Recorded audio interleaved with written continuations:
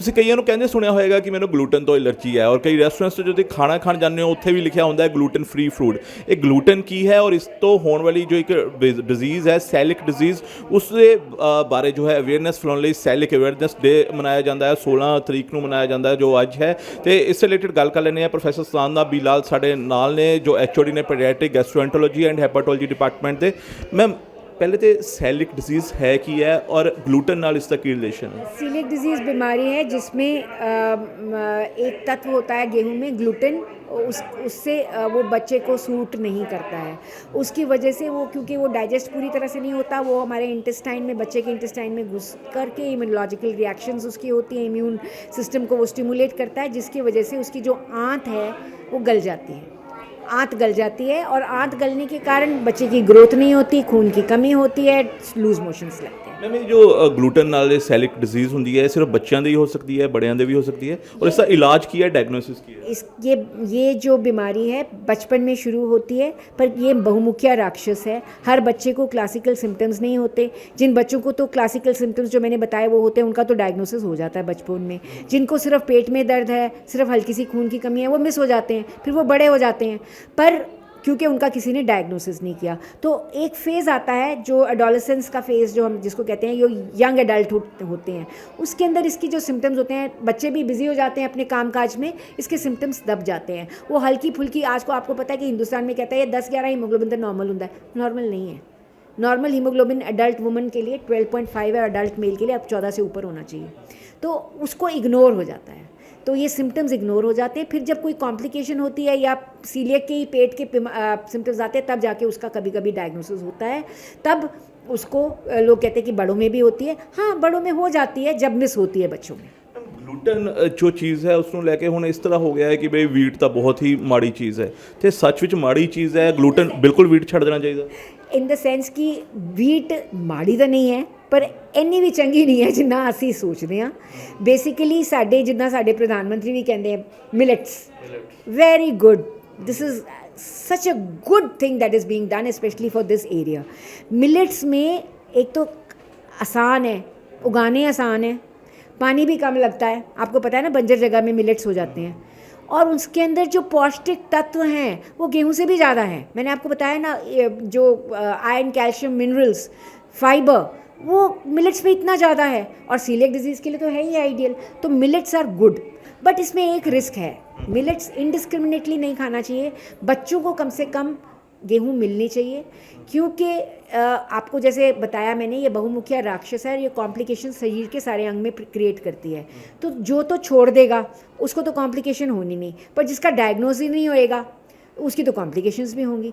तो बचपन में ज़रूर गेहूं देनी चाहिए ताकि उसका डायग्नोसिस हो जाए टाइम से, और वो अगर उसको छोड़नी है तो अच्छे से छोड़े।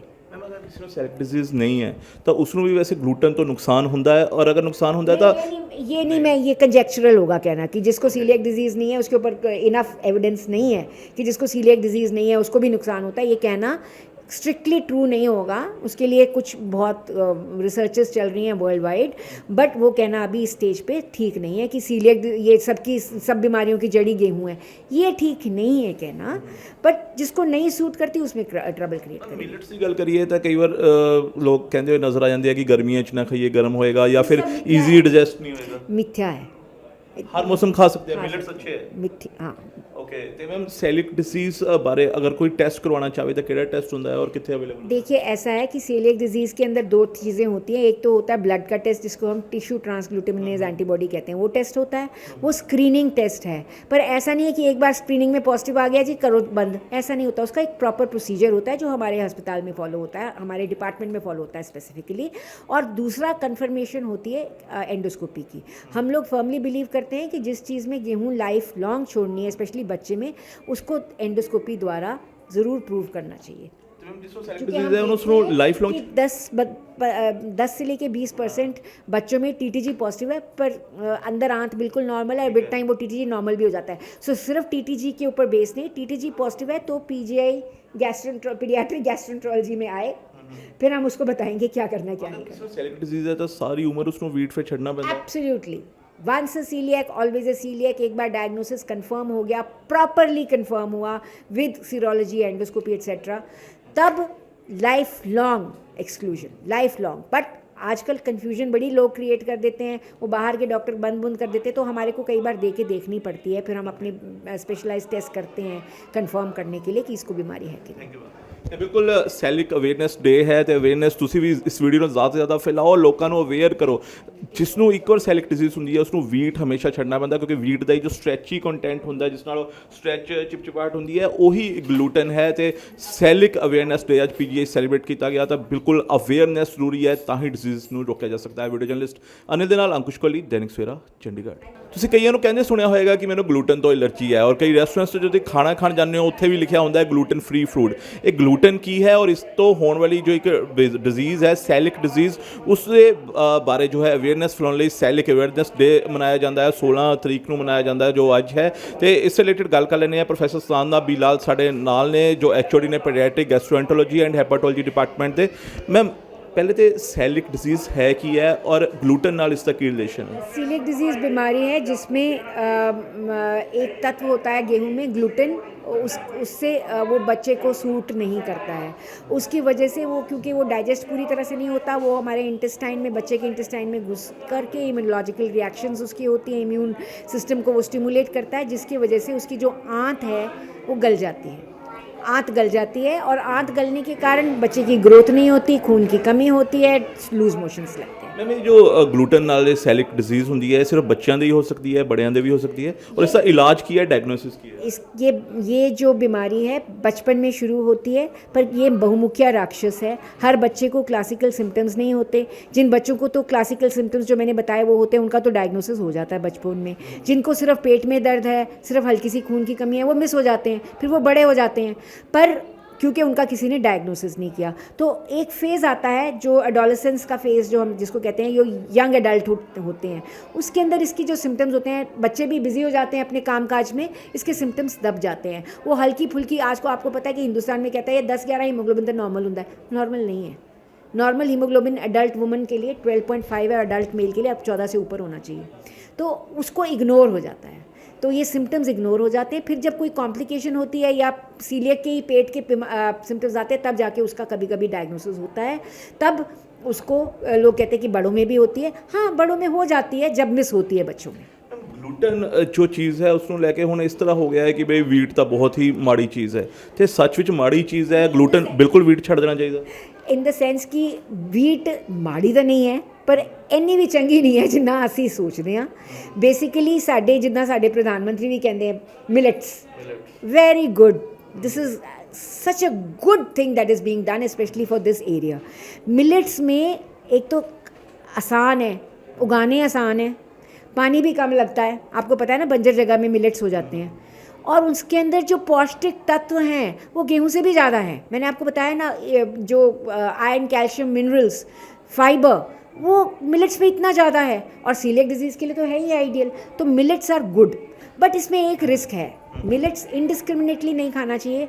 बच्चों को कम से कम गेहूँ मिलनी चाहिए, क्योंकि आपको जैसे बताया मैंने, ये बहुमुखिया राक्षस है, ये कॉम्प्लिकेशन शरीर के सारे अंग में क्रिएट करती है।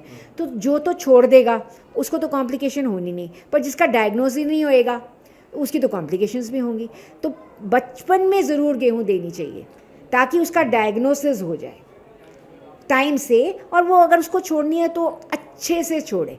अगर किसी को सैलिक डिजीज़ नहीं है तो उसमें भी वैसे ग्लूटन तो नुकसान होता है, और अगर नुकसान होता है तो ये नहीं, मैं ये कंजेक्चुरल होगा कहना कि जिसको सीलियक डिजीज़ नहीं है उसके ऊपर इनफ एविडेंस नहीं है कि जिसको सीलियक डिजीज़ नहीं है उसको भी नुकसान होता है, ये कहना स्ट्रिक्टली ट्रू नहीं होगा। उसके लिए कुछ बहुत रिसर्चेस चल रही हैं वर्ल्ड वाइड, बट वो कहना अभी इस स्टेज पे ठीक नहीं है कि सीलियक, ये सब बीमारियों की जड़ी गेहूँ है, ये ठीक नहीं है कहना।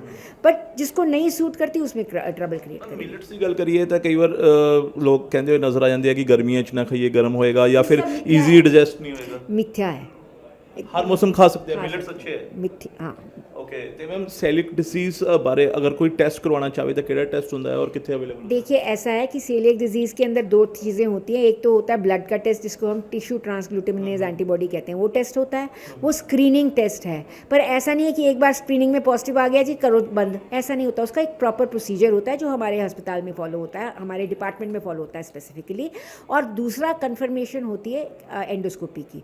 हम लोग फर्मली बिलीव करते हैं कि जिस चीज़ में गेहूँ लाइफ लॉन्ग छोड़नी है स्पेशली बच्चे में, उसको एंडोस्कोपी द्वारा ज़रूर प्रूव करना चाहिए। ਤੇ ਮੈਮ ਜਿਸੋ ਸੈਲਿਕ ਡਿਸੀਜ਼ ਹੈ ਉਹਨੂੰ ਲਾਈਫ ਲੌਂਗ 10 से लेके 20% बच्चों में टीटीजी पॉजिटिव है, पर अंदर आंत बिल्कुल नॉर्मल है और विद टाइम वो टीटीजी नॉर्मल भी हो जाता है। सो सिर्फ टीटीजी के ऊपर बेस नहीं, टीटीजी पॉजिटिव है तो पीजीआई पीडियाट्रिक गैस्ट्रोएंटरोलॉजी में आए, फिर हम उसको बताएंगे क्या करना क्या नहीं करना। ਸੈਲਿਕ ਡਿਸੀਜ਼ ਹੈ ਤਾਂ ਸਾਰੀ ਉਮਰ ਉਸਨੂੰ ਵੀਟ ਫੇ ਛੱਡਣਾ ਪੈਂਦਾ absolutely once a coeliac always a coeliac. एक बार डायग्नोसिस कंफर्म हो गया, प्रॉपरली कंफर्म हुआ विद सीरोलॉजी एंडोस्कोपी एट्सेट्रा, तब life long exclusion, life long. But आजकल कन्फ्यूजन बड़ी लोग क्रिएट कर देते हैं, वो बाहर के डॉक्टर बंद कर देते हैं, तो हमारे को कई बार दे के देखनी पड़ती है, फिर हम अपने स्पेशलाइज टेस्ट करते हैं कंफर्म करने के लिए कि इसको बीमारी है कि नहीं। ਤੇ ਬਿਲਕੁਲ ਸੈਲਿਕ ਅਵੇਅਰਨੈਸ ਡੇ ਹੈ ਤੇ ਅਵੇਅਰਨੈਸ ਤੁਸੀਂ ਵੀ ਇਸ ਵੀਡੀਓ ਨੂੰ ਜ਼ਿਆਦਾ ਤੋਂ ਜ਼ਿਆਦਾ ਫੈਲਾਓ, ਲੋਕਾਂ ਨੂੰ ਅਵੇਅਰ ਕਰੋ। ਜਿਸ ਨੂੰ ਇੱਕ ਵਾਰ ਸੈਲਿਕ ਡਿਜ਼ੀਜ਼ ਹੁੰਦੀ ਹੈ ਉਸ ਨੂੰ ਵੀਟ ਹਮੇਸ਼ਾ ਛੱਡਣਾ ਪੈਂਦਾ, ਕਿਉਂਕਿ ਵੀਟ ਦਾ ਹੀ ਜੋ ਸਟ੍ਰੈਚੀ ਕੰਟੈਂਟ ਹੁੰਦਾ ਜਿਸ ਨਾਲ ਸਟ੍ਰੈਚ ਚਿਪਚਿਪਾਹਟ ਹੁੰਦੀ ਹੈ ਉਹੀ ਗਲੂਟਨ ਹੈ। ਤੇ ਸੈਲਿਕ ਅਵੇਅਰਨੈਸ ਡੇ ਅੱਜ ਪੀਜੀਆਈ ਸੈਲੀਬ੍ਰੇਟ ਕੀਤਾ ਗਿਆ, ਤਾਂ ਬਿਲਕੁਲ ਅਵੇਅਰਨੈਸ ਜ਼ਰੂਰੀ ਹੈ, ਤਾਂ ਹੀ ਡਿਜ਼ੀਜ਼ ਨੂੰ ਰੋਕਿਆ ਜਾ ਸਕਦਾ ਹੈ। ਵੀਡੀਓ ਜਰਨਲਿਸਟ ਅਨਿਲ ਦੇ ਨਾਲ ਅੰਕੁਸ਼ ਕੋਹਲੀ, ਦੈਨਿਕ ਸਵੇਰਾ, ਚੰਡੀਗੜ੍ਹ।